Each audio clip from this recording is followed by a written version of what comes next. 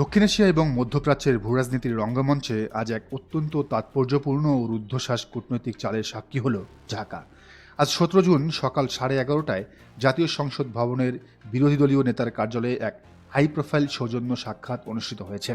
ত্রয়োদশ জাতীয় সংসদ নির্বাচনে বিপুল সাফল্যের পর সংসদের অফিসিয়াল বিরোধী দলীয় নেতা এবং বাংলাদেশ জামায়াতে ইসলামীর আমির ডাক্তার শফিকুর রহমানের সাথে একান্ত বৈঠকে মিলিত হন বাংলাদেশে নিযুক্ত ইরানের রাষ্ট্রদূত ডক্টর জালিল রহিমি জাহানাবাদী।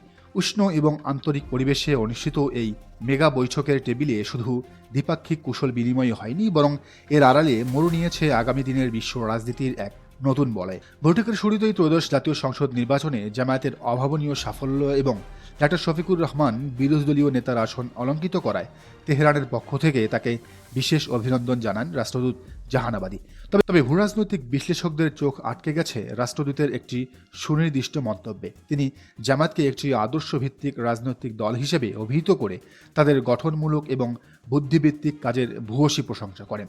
বিগত 15 বছর ধরে যে দলটিকে রাজপথে কোণঠাসা করে রাখার সমস্ত বৈশ্বিক এবং দেশীয় ব্লুপ্রিন্ট তৈরি করা হয়েছিল, আজ পরাশক্তি ইরানের রাষ্ট্রদূতের মুখ থেকে তাদের এই আনুষ্ঠানিক স্বীকৃতি লাভ নিঃসন্দেহে জামাতের আন্তর্জাতিক কূটনৈতিক ইমেজের জন্য এক বিশাল মাইলফলক। বৈঠকের আরেকটি সংবেদনশীল অংশ ছিল সাম্প্রতিক মধ্যপ্রাচ্য যুদ্ধ নিয়ে আলোচনা। সাম্প্রতিক ভয়াবহ যুদ্ধে নিহত ইরানের সাধারণ নাগরিকদের জন্য গভীর দুঃখ এবং সহানুভূতি প্রকাশ করেন ডাক্তার শফিকুর রহমান। এ সময় জানমালের ব্যাপক ক্ষয়ক্ষতিতে গভীর শোক প্রকাশ করে তিনি নিহতদের মাগফিরাত কামনা করেন।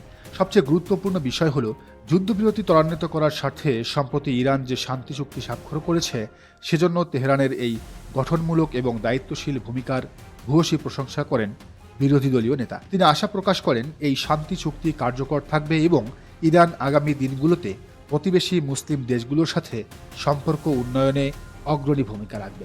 বৈঠকে দুই নেতার আলোচনায় উঠে আসে বেশ কিছু যুগান্তকারী দ্বিপাক্ষিক প্রস্তাব।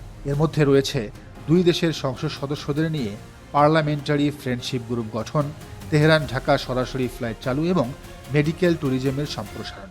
তবে আলোচনার সবচেয়ে বড় ধামাকাটি আসে যখন ডাক্তার শফিকুর রহমান ইরান সরকারের পক্ষ থেকে বাংলাদেশে একটি বিশ্বমানের হাসপাতাল চালু করার আনুষ্ঠানিক প্রস্তাব দেন। ইরান ও বাংলাদেশের উন্নয়নসহ বিভিন্ন ক্ষেত্রে পারস্পরিক সহযোগিতার সম্প্রসারণে তাদের দৃঢ় সদিচ্ছা পুনর্ব্যক্ত করেছে। কিন্তু এই দৃশ্যমান আন্তরিকতার অন্তরালে পর্দার আড়ালে বয়ে যাচ্ছে এক গভীর এবং রুদ্ধশ্বাস ভূরাজনৈতিক সমীকরণ। ডিফেন্স ও আন্তর্জাতিক বিশ্লেষকদের মতে ইরান এখন বিশ্ব রাজনীতির এক উদীয়মান এবং অপ্রতিরোধ্য নেতা। বিশেষ করে আমেরিকার নানাবিধ নিষেধাজ্ঞা এবং সামরিক চাপকে বুড়ো আঙ্গুল দেখিয়ে মধ্যপ্রাচ্যে নিজেদের একচ্ছত্র আধিপত্য প্রতিষ্ঠার পর আগামীর বিশ্ব রাজনীতি অনেকটাই ইরান বলয়ের দিকে ঝুঁকে গেছে। এমত অবস্থায় বাংলাদেশের জন্য ইরানের সাথে সুসম্পর্ক বজায় রাখাটা কেবল একটি কূটনৈতিক চয়েস নয়, বরং এটি টিকে থাকার এক পরম রিয়েলিটি। মধ্যযুগে পারস্য থেকে আসা বহু সুফি সাধক এবং ব্যবসায়ীদের হাত ধরেই এই বাংলায় ইসলামের প্রচার ঘটেছিল। ফলে পারস্য বা ইরানের সাথে এই অঞ্চলের মুসলমানদের আধ্যাত্মিক ও ঐতিহাসিক সম্পর্ক নতুন কিছু নয়। অথচ অত্যন্ত দুঃখজনক বাস্তবতা হলো বর্তমান বিএনপি সরকার এবং পররাষ্ট্র মন্ত্রণালয়ের আগের ভূমিকাগুলোর কারণে তেহরান ঢাকার উপর খুব একটা পজিটিভ বা সন্তুষ্ট ছিল না। চলমান পারস্য উপসাগরীয় সংকটের সময় ঢাকার পররাষ্ট্র মন্ত্রণালয়ের ধোঁয়াশাপূর্ণ এবং দুর্বল বিবৃতির কারণে ইরান অলরেডি তাদের অসন্তোষ প্রকাশ করেছে। কিন্তু সবচেয়ে বড় সংকট তৈরি হয়েছিল যখন সম্প্রতি কৌশলগতভাবে অত্যন্ত গুরুত্বপূর্ণ হরমুজ প্রণালীতে বাংলাদেশগামী কয়েকটি জ্বালানি তেলবাহী জাহাজ আটকে দিয়েছিল ইরান।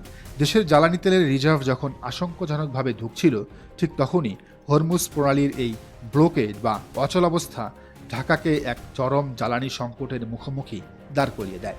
ঠিক এই জায়গাতেই দৃশ্যপটে রাজকীয় এন্ট্রি নেয় জামায়াতে ইসলামী, যেখানে সরকারের পররাষ্ট্র মন্ত্রণালয় ইরানকে হ্যান্ডেল করতে সম্পূর্ণ হিমশিম খাচ্ছিল, সেখানে বিরোধী দলীয় নেতা ডাক্তার শফিকুর রহমান নিজের আন্তর্জাতিক ইমেজ ব্যবহার করে অত্যন্ত কার্যকরী এবং চতুর ভূমিকা গ্রহণ করেছেন। রাজনৈতিক মহলের অন্দরমহলে এখন জোরালো গুঞ্জন, বর্তমান বিএনপি সরকারের সাথে মধ্যপ্রাচ্যের এই পরাশক্তির যে মনস্তাত্ত্বিক দূরত্ব এবং ঝামেলা তৈরি হয়েছে তা মেটাতেই মূলত জামায়াত এখন ইরানকে ডিল বা ম্যানেজ করার এই মাস্টার প্ল্যান হাতে নিয়েছে। কারণ বিএনপি স্লোগান দিলেও জামাত মন থেকেই মনে করে সবার আগে বাংলাদেশ। কাগজের টেবিলের এই সৌজন্য সাক্ষাৎ আসলে প্রমাণ করে দেয় ২৪-এর বিপ্লব পরবর্তী নতুন বাংলাদেশের অভ্যন্তরীণ রাজনীতিতে ক্ষমতার ভারসাম্য কার দিকে ঝুঁকছে। সরকারে না থেকেও যেভাবে জামায়াত আমির ডাক্তার শফিকুর রহমান আন্তর্জাতিক পরাশক্তিগুলোর সাথে সরাসরি দ্বিপাক্ষিক এজেন্ডা সেট করছেন, তা ঢাকার ক্ষমতা কেন্দ্রের জন্য এক নীরব বার্তা, বিএনপির সরকারের জন্য এক নীরব বার্তা। ক্ষমতার দাবার বোর্ডে হরমুজ প্রণালীর নিয়ন্ত্রণ আর তেহরানের এই নতুন বন্ধুত্ব আগামী দিনে বাংলাদেশের পররাষ্ট্রনীতিতে জামাতকে এক অপ্রতিদ্বন্দ্বী ফ্যাক্টর হিসেবে দাঁড় করিয়ে দেবে, তা একদমই নিশ্চিত। দর্শক, বিষয়টিকে আপনি কিভাবে দেখছেন জানান মন্তব্যের ঘরে। আর এই চ্যানেলে নতুন হলে অবশ্যই সাবস্ক্রাইব করে বেল আইকনটি বাজিয়ে রাখুন।